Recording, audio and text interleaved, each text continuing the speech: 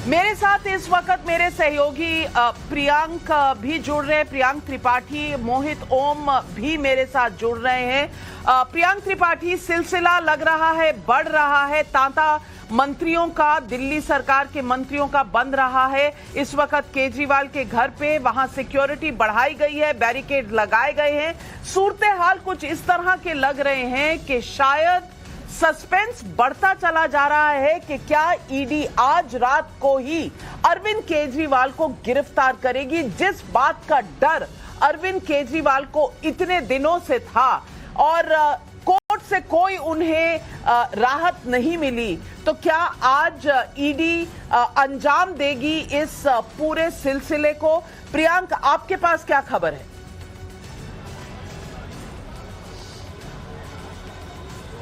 जी बिल्कुल नाविका, आपने सही कहा। जिस तरीके से बार बार कोर्ट का दरवाजा खटखटा करके भी अरविंद केजरीवाल के हाथ में कोई भी रिलीफ नहीं मिला, उसको देखते हुए साफ तौर से लगता है कि प्रवर्तन निदेशालय अब अपनी जो जांच है उसको आगे बढ़ाएगी। आपको याद होगा कि कोर्ट में इस बहस के दौरान प्रवर्तन निदेशालय की तरफ से जब एएसजी खुद अपीयर हुए थे, उन्होंने कोर्ट को ये बताया था कि तकरीबन 10 से 12 ऐसे और संदिग्ध हैं जिनसे हमें पूछताछ करनी है और एक टाइम बाउंड इन्वेस्टिगेशन होगा जिसको हमें पूरा करना है। लेकिन चूंकि अरविंद केजरीवाल बार बार अड़चने अटकाते हैं, आज कोर्ट में यह भी कहा गया कि पर्सनल कैपेसिटी में उन्हें बुलाया जा रहा है, उन्हें एक पार्टी के कन्वीनर के तहत नहीं बुलाया जा रहा है। और कोर्ट के सामने जो दस्तावेज थे वो भी दिखाए गए कि क्या क्या प्रवर्तन निदेशालय ने इस पूरे मामले में सबूत इकट्ठा किए हैं। ऐसे सूरत हाल में अगर आप देखें, 10 समन एक शख्स जो बार बार सामने नहीं आ रहा है, ईडी ने स्टेटमेंट जो 3 दिन के पहले जारी किए थे उसमें भी ये बात खुल के सामने कर दी कि अरविंद केजरीवाल के पास भी कुछ पैसे गए थे के कविता की जो अरेस्टिंग के बाद स्टेटमेंट रिलीज हुआ था। तो चीजें खुल के अब सामने आ गई हैं। पिछले 1-1.5 साल से जो हम दस्तावेज अपने दर्शकों को बार बार दिखाते आ रहे हैं, उसको लेकर के अब ईडी के ऑफिसर्स फाइनली केजरीवाल के घर के अंदर हैं। और ये डर जाहिर सी बात है केजरीवाल को सता रहा था कि क्या वो गिरफ्तार हो जाएंगे या नहीं हो जाएंगे, क्योंकि सेक्शन पीएमएलए के जो हैं उसके तहत ईडी के ऑफिशियल्स को कोर्ट जाने की आवश्यकता नहीं है।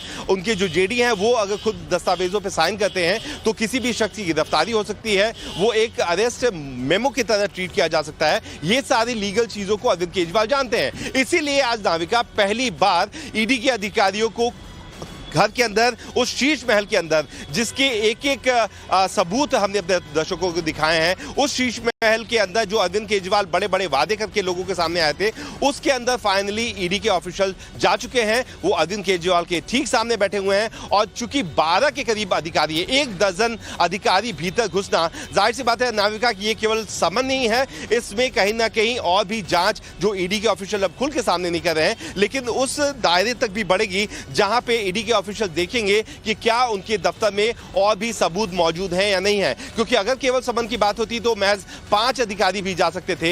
इस केस में हमें पता है कि 2 प्रियांक त्रिपाठी, इस वक्त मैं मोहित ओम के पास भी जाना चाहती हूं। मोहित ओम, इस वक्त वहां पर सिक्योरिटी तो बढ़ रही है, आरएएफ टीम्स आ चुकी हैं और भीड़ बढ़ रही है। अरविंद, अनुज जी हमारे साथ हैं, तो इस वक्त वहां पर सिक्योरिटी जो बढ़ रही है, मैं पूछना चाह रही हूं कि क्या आम आदमी पार्टी के कार्यकर्ता वहां पहुंच रहे हैं, मंत्री पहुंच रहे हैं, नारेबाजी की आवाज सुनाई दे रही है?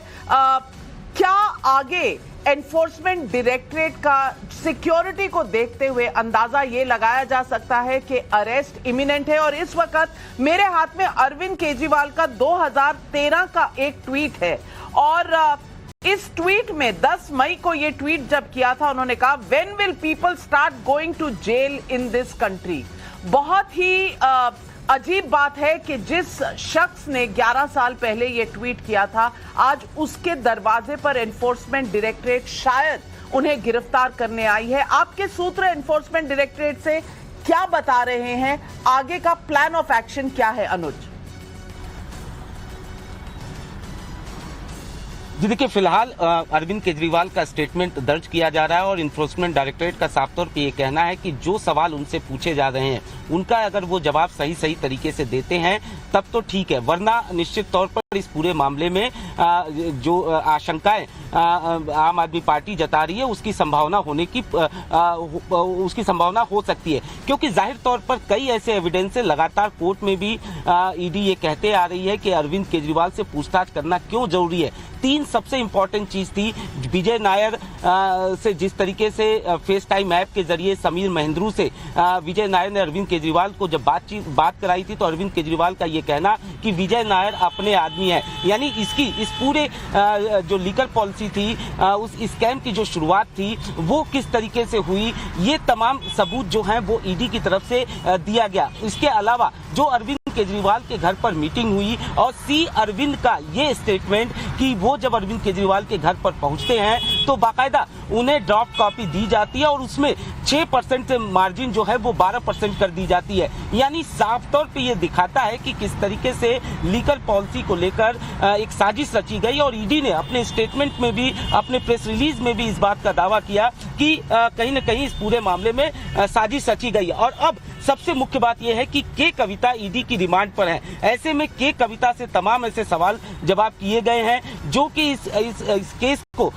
इन्वेस्टिगेशन को आगे बढ़ाएगी। और इसी को लेकर अरविंद केजरीवाल से भी पूछताछ करना बेहद जरूरी थे। और लगातार ईडी की तरफ से सम्मन भी किए जा रहे थे और कहा जा रहा था कि आप आइए, अपना बयान दर्ज कराइए, हम पूछताछ में शामिल हुए। लेकिन अरविंद केजरीवाल नहीं जा रहे थे। कहीं न कहीं अरविंद केजरीवाल को डर सता रहा था। इसी वजह से उन्होंने कोर्ट का दरवाजा खटखटाया, लेकिन कोर्ट से फिलहाल उनको हाई कोर्ट से जिस तरीके से आप सही कह रहे हैं अनुज जी, कहीं ना कहीं अरविंद केजरीवाल के मन में कहीं ना कहीं ये शंका थी, इसीलिए